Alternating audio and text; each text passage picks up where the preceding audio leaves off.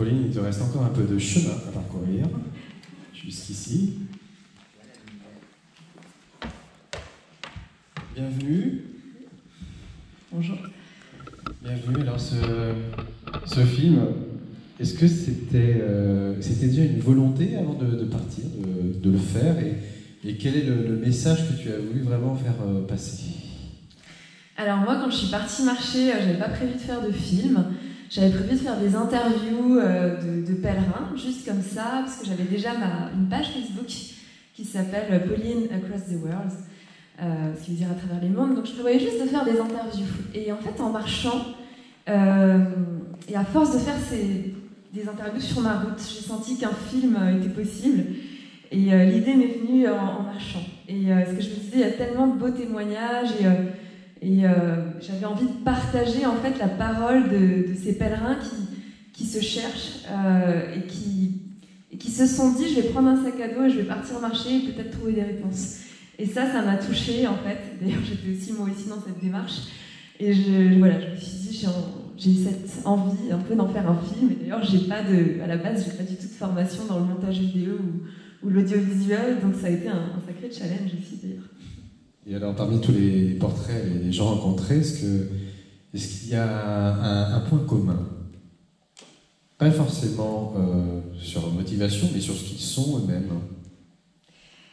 Ouais, je pense que, moi, ce que j'ai trouvé comme point commun, c'est vraiment cette envie de vivre une vie qui soit plus alignée, plus en accord avec eux-mêmes, et le questionnement, en fait.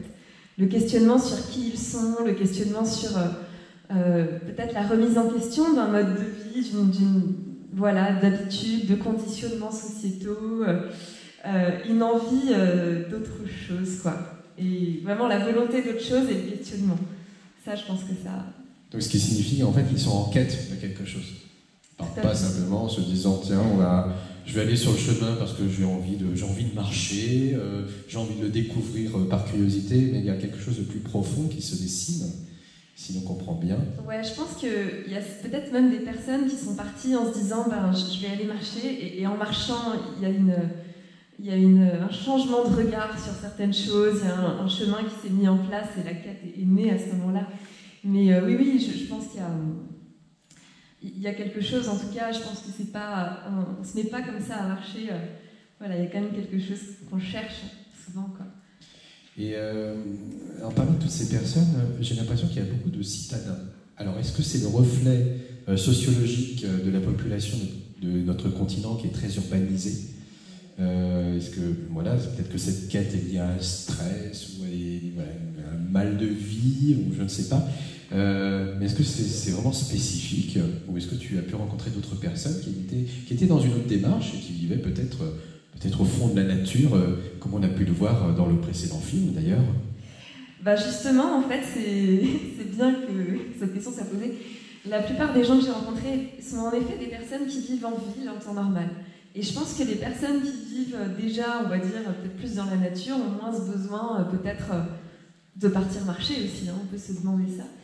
Et les personnes que j'ai rencontrées, en général, c'était des gens qui étaient dans un quotidien assez routinier, métro, boulot, dodo, que ce soit à Paris ou ailleurs, et qui avaient vraiment cette envie de se reconnecter. Donc, je pense que oui, il y a ce stress, à un moment qui donne envie en fait, je pense qu'à travers la nature, parce qu'il y a pas mal de nature sur le chemin, même si on traverse aussi des villes, on se reconnecte à nous-mêmes, parce qu'il y a la nature, c'est vrai qu'elle a ses propres lois, son mouvement, et je pense qu'on peut s'en déconnecter dans une société où on est beaucoup sur nos téléphones, sur nos écrans, et le chemin, c'est une occasion, en fait.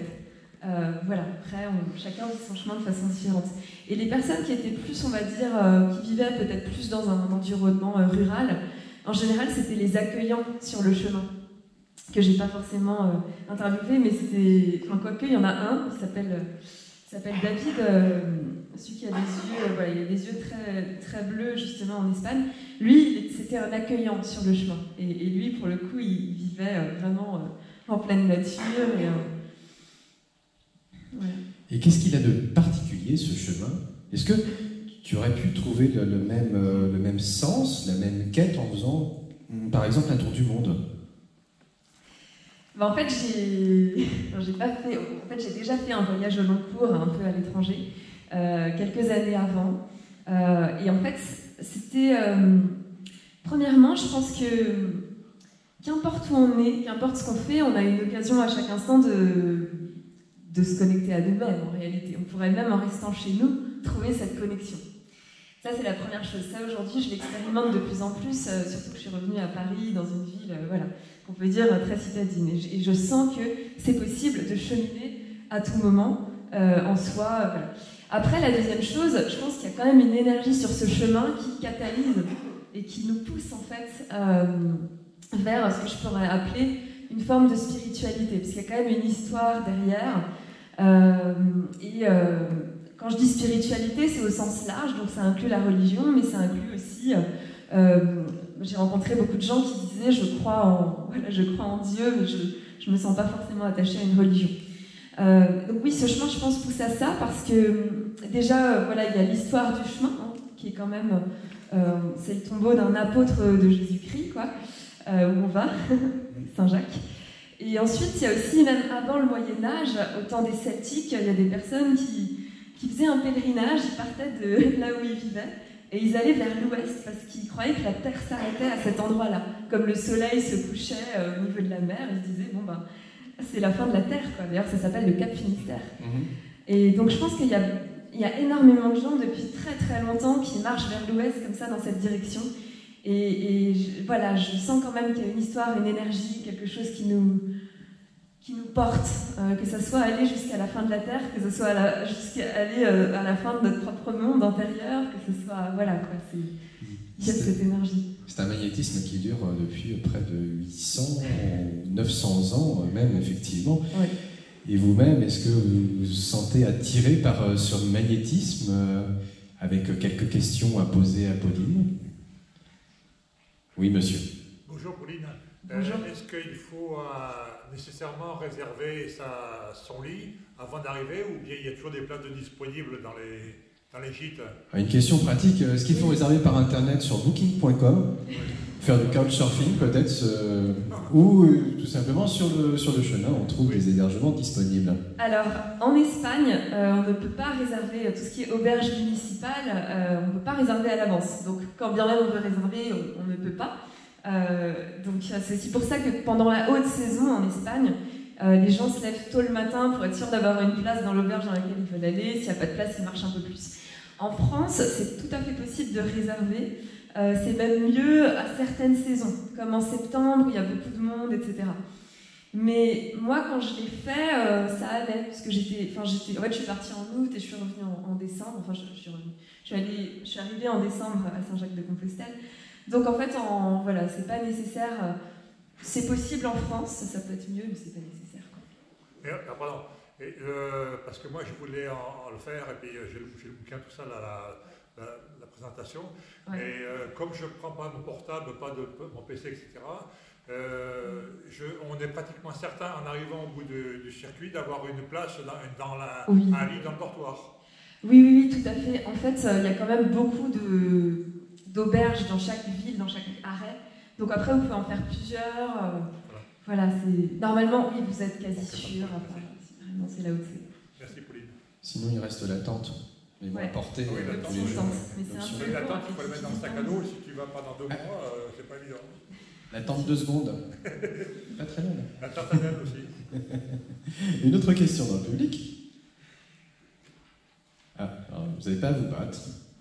Prendre madame et après on prend madame. Je suis impressionnée que vous avez passé 4 mois, c'est ça? Oui. Question de chaussures. Combien est-ce que vous en avez utilisé? C'est tout bête comme question, mais c'est quand même le confort des pieds qui est important quand on marche. Question pratique. Quelle marque de chaussures? Alors, en fait, je suis vraiment très contente du choix de mes chaussures. Je les ai payées assez cher. Mais aujourd'hui, en fait, il y a 2000 km, elles sont toujours en très bon état. Et je continue de les utiliser si je repars marcher ou autre. Et c'est Mendel, qui est une marque allemande. Je les ai achetées au vieux campeur. En fait, on m'avait dit, il y a 2 investissements importants, le reste, c'est pas grave, c'est le sac à dos et les chaussures. Le sac à dos, il faut qu'il soit assez léger, nu, sans rien dedans, et agréable à porter quand même, et les chaussures. Et c'est bien d'avoir à peu près une taille en plus que votre pointure habituelle, parce que quand on marche, les pieds gonflent et à la fin de la journée, du coup, si on a pris pied de notre pointure, on peut avoir des ampoules et voilà, petit conseil. Pratique, mais très utile sur un voyage au long cours comme ça sur un chemin. Madame? Moi, j'aimerais savoir s'il y a un avant et surtout un après Compostelle. Bien sûr, ouais, c'est aussi une très bonne question. L'avant Compostelle, alors c'est vrai que ça a été un processus, ça a pris, il y a eu les 4 mois de marche. Moi, avant, je travaillais, j'avais fait une école de commerce, je travaillais dans le secteur bancaire depuis plusieurs années. Et j'ai quitté mon travail et mon appartement à Paris pour aller marcher. Donc à la fin du chemin, j'avais plus d'appartement ni de travail. Donc en fait, j'ai eu le sentiment que le chemin a continué en fait. Le chemin de la vie justement, c'est un peu le message aussi que j'ai passé à la fin. Et parce que j'avais pas forcément d'endroit où aller, donc j'ai su en fait en arrivant à Saint-Jacques-de-Compostelle que fallait que je fasse ce film. Il y a eu une sorte d'intuition. Je suis allée dormir un peu chez des amis, j'ai monté le film. En fait, déjà quand je travaillais dans le secteur bancaire, j'avais commencé un peu à me réorienter parce que j'avais pris des études à distance de psychologie. Et en fait, j'ai fait le choix de continuer ces études. Voilà. Et à côté de ça, aujourd'hui, en fait, je dirais que je suis toujours en chemin et en train de me construire une vie qui est plus alignée, justement. Comme le film d'avant, on parlait de vivre un peu ses rêves. Voilà. Moi, c'est pas forcément une notion de rêve, mais au moins de vivre une vie qui a plus de sens et où il y a plus de joie. Donc, je suis toujours en construction de cette vie-là. Donc, voilà, je me suis aussi rendu compte que j'adorais faire des interviews. Là, je suis en train de créer mon site internet. Donc, j'ai une page Facebook, comme je disais. Je suis en train de créer mon site internet. J'ai envie de continuer d'aller interviewer des gens, d'écrire peut-être un livre, d'ailleurs. Voilà, j'ai pas mal d'idées et j'essaye d'allier le côté matériel et le côté faire des choses toujours qui résonnent. Et je pense que c'est un long chemin, d'ailleurs. Enfin, en tout cas, pour moi, ça l'est et je le suis toujours. Et tu es toujours donc en cours sur le chemin. Voilà. Est-ce qu'on a d'autres questions d'ailleurs sur le chemin?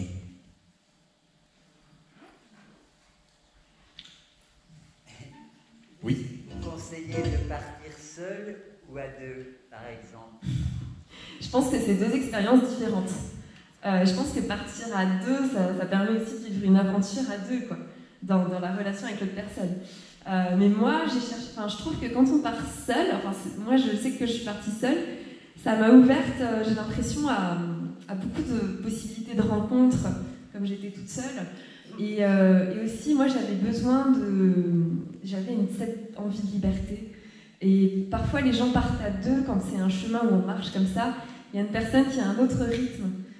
Donc ça peut créer des frustrations. Donc voilà, moi je suis plutôt contente d'être partie seule, mais voilà, il faut vraiment le sentir. Et dans tous les cas, c'est deux belles expériences. J'ai vu, c'est vraiment le mec qui fait que baratiner, simplement vous parler. La même chose que j'ai vu des sentiers en Iran. Et j'ai vu une dame comme vous aussi avec moi avec le sac à dos. Elle me disait, moi je suis toute seule, c'est la liberté. Ouais, je comprends. C'est sûr, quand on est seul, on fait ce qu'on veut quand on veut. Et d'ailleurs, à ce titre, alors j'en profite pour vous dire qu'à partir de 14h, nous avons en parallèle des conférences ici, il y a des tables rondes au fond du jardin. Vous sortez, c'est à gauche, vous descendez les escaliers. Et notamment, l'une des thématiques de ces tables rondes, ce sera voyager seul ou pas. Ça peut peut-être répondre aussi à certaines de vos questions. Et donc, pour terminer, Pauline, donc tu as parcouru l'un des méandres de ce chemin, puisqu'il en compte plusieurs, bien entendu. As-tu envie de revenir sur le chemin, alors par un autre détour, ou as-tu d'autres projets comme ça de quête de sens? Alors, justement, je me pose la question en ce moment. Pour l'instant, après avoir marché 4 mois, ce que j'ai pas dit, c'est que j'ai ressenti quand même à la fin une lassitude de marcher et de dormir tous les jours dans un autre endroit. Il y a même eu un moment où je voulais arrêter le chemin, et puis au final, ça a repris, il y a eu un nouveau souffle. Mais en fait, quand je suis rentrée, j'ai eu toute une période où j'avais plus forcément envie de bouger. Je voulais rester dans un endroit. Et là, je commence à sentir de nouveau en moi monter cette envie-là de bouger, de marcher, surtout de marcher. Et l'idée que j'ai, mais c'est pas encore sûr, mais ce serait peut-être de revivre ça, mais version un peu montagne. Donc en faisant une traversée peut-être des Pyrénées. Donc cette fois en autonomie. Ce qui est encore différent, même si c'est lié. Donc, parce que là, la marche sur le chemin, il y a beaucoup de rencontres de pèlerins, il y a toute cette énergie, qu'on disait, ce magnétisme. La montagne, ça offre aussi quelque chose, je pense, de différent, mais d'intéressant aussi. Et l'autonomie aussi, ça pourrait être intéressant à vivre. Voilà, j'y réfléchis. Tu y réfléchis, c'est pas pour cette année, c'est ça? Peut-être. Peut-être? Peut-être, ouais. C'est en cours de réflexion, justement. Bon, écoute, on te souhaite en tout cas le meilleur et puis de progresser sur ce projet. Et peut-être qu'on te rencontrera au détour d'un chemin dans les Pyrénées, même si tu as envie d'être seul. Et ça peut arriver. Non, mais quand je dis que j'ai envie d'être seule, je pense que c'est être seule pour encore mieux rencontrer des gens et encore plus m'ouvrir, mais avoir cette alternance de moments seuls et de moments avec des gens. Et la rencontre, c'est très, très... Et des ours. Il y a des ours aussi. Oui. Attention. Merci beaucoup en tout cas, Pauline. Merci pour ce magnifique film, Une révolution de vie.